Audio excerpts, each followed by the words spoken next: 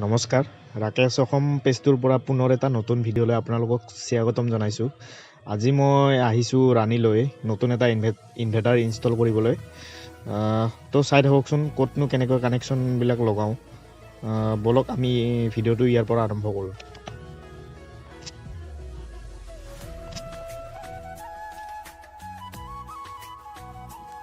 এইখনে switch board, ইয়াতে গোটেই কানেকশ্যনটো হ'ব। ইয়াতে ইনভাৰ্টাৰটো বহিব এইখিনি জেগাত। যিহেতু কাৰেণ্টৰ কথা অকণমান কেচিং মাৰি ধুনীয়াকৈ ফিনিচিং কৰি দিলোঁ, নেকেট থাকিলে যাতে শ্বৰ্ট নহয়।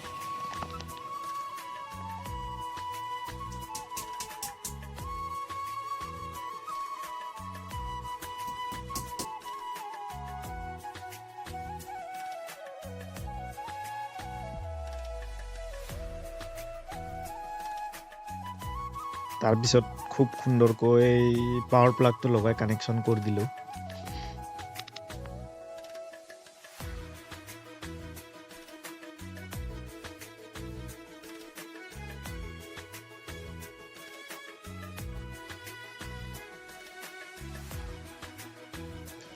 এইটো হৈছে ইনভাৰ্টাৰত পিছফালে লগোৱা মেইন 3 পিন প্লাগটো। ইয়াতে এডাল তাৰেৰে কানেকশ্যন হয়।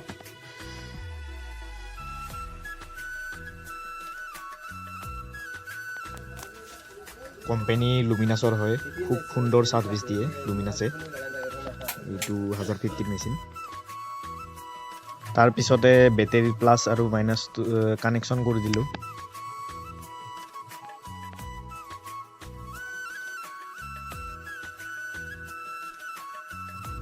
তাৰপিছত ছুইচ বৰ্ডত ইনভাৰ্টাৰৰ মেইন প্লাগটো লগাই এনেকৈ ছুইচটো অন কৰি দিলোঁ।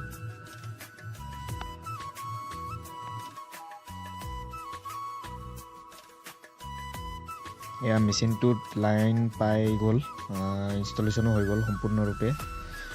যদি বন্ধুসকল ভিডিঅ'টো ভাল লাগিছে প্লিজ ৰাকেশ অসম পেজটো ফ'ল' কৰি দিব, লাইক কমেণ্ট কৰিব।